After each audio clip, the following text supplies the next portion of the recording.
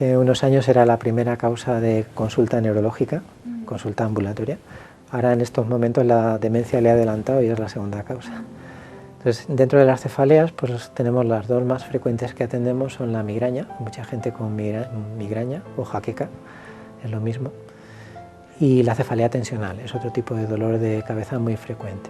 Son las dos que más vemos. La causa de la migraña no está del todo aclarada, pero sabemos que en el dolor de la migraña intervienen, por un lado, las arterias cerebrales, que duelen, las arterias meningias, y por el otro lado, algunos centros del tronco cerebral. Entonces hay una mala regulación que hace que esas arterias se dilaten y produce un dolor de cabeza que es el pulsátil, que es como latidos, como si tuvieras el corazón en la cabeza, es un dolor que late, que muchas veces se fija en medio lado de la cabeza, puede ser derecho o izquierdo, a veces va cambiando de lado, y que a veces se acompaña de náuseas, de ganas de vomitar. Todo esto está producido porque se altera la regulación que se realiza en el sistema que nosotros llamamos trigémino vascular. Hay una serie de nervios, centros nerviosos que regulan esas arterias y ese mecanismo no funciona bien y como consecuencia de eso aparece dolor. Ya viene por episodios, puede haber temporadas en que es más frecuente, temporadas en que menos, y en los tratamientos, bueno, pues el primer paso es evitar aquellas cosas que vemos que desencadenan un ataque de migraña. Hay gente que descubre, por ejemplo, que un desencadenante pues puede ser la falta de sueño, el haber dormido poco, o realizar un viaje, o cambios bruscos de temperatura, o incluso tomar alcohol. Bueno, pues hay gente que descubre que cada vez que se da esa situación le provoca una migraña. Entonces el primer paso sería evitar, por ejemplo, si veo que determinados alimentos me provocan el ataque de jaqueca, pues puedo evitar esos alimentos o esas bebidas que me pueden producir, ¿no? Sería el primer paso. Luego hay medicamentos para aliviar el dolor, hay algunos más eficaces porque son específicos para la migraña. Entonces, aparte de los analgésicos normales que utiliza todo el mundo para cualquier otro tipo de dolor, pues saber que hay otros medicamentos especiales para el dolor de la migraña que son más eficaces. Pero eso, digamos, nos quita alivia ese ataque de migraña.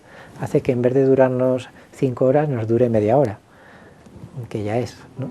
Y hace pues que en lugar de estar toda una mañana o una tarde con dolor de cabeza, pues estemos solo un rato, ¿no? Pero luego, por otro lado, hay gente que tiene episodios muy frecuentes y que necesita además un tratamiento de prevenir. Digamos que esos medicamentos de prevenir la migraña solo lo ponemos en aquellos casos que la migraña es muy frecuente, que tienen más de 4 o 5 episodios al mes, que además no se le pasan con un analgésico normal. Entonces en ese caso recurrimos a los medicamentos de prevenir migraña. Y en algunos casos vemos en urgencias, entonces disponemos de otros tratamientos especiales en urgencias para controlar ese tipo de dolor de cabeza, que a veces son a través de tratamientos intravenosos. Es decir, la mayoría de los episodios de migraña pueden remitir en casa, en el domicilio, con la medicación pautada por el neurólogo o por el médico de atención primaria dirigida a la migraña. Digamos, no son muy eficaces los analgésicos o antiinflamatorios habituales, pero sí que lo son, digamos, en el 80% de los casos son eficaces los tratamientos especiales de la migraña, medicamentos especiales para la migraña. Digamos que solamente un 5 o 10% de los pacientes con una migraña muy intensa pueden acabar en urgencias porque no les ha funcionado el tratamiento, son pocos.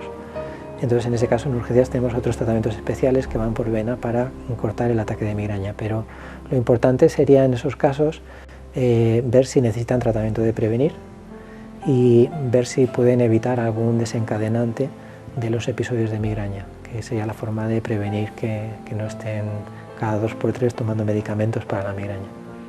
¿Sabíais que la mayoría de las personas que sufren migraña son mujeres? La mayoría de ellas suelen tener entre 20 y 45 años y se caracterizan por tener tanto familia como profesión. Además, los estudios han mostrado que los dolores que padecen el sexo femenino son mucho más intensos que los que padecen los hombres y además pueden ser acompañados por vómitos. Si surgen durante la menstruación, pueden ser incluso 2 veces más intensos. En el caso de la migraña hay un factor genético importante. La migraña es más frecuente en mujeres, más en mujeres que en varones. Es más frecuente en edad joven, entre los 15 y los 40 años, a esa edad es más frecuente la migraña. Y es mucho más frecuente si se tienen antecedentes en la familia de gente que tiene también jaquecas, que tiene también migrañas, el padre, la madre, algún hermano, tíos, ¿no?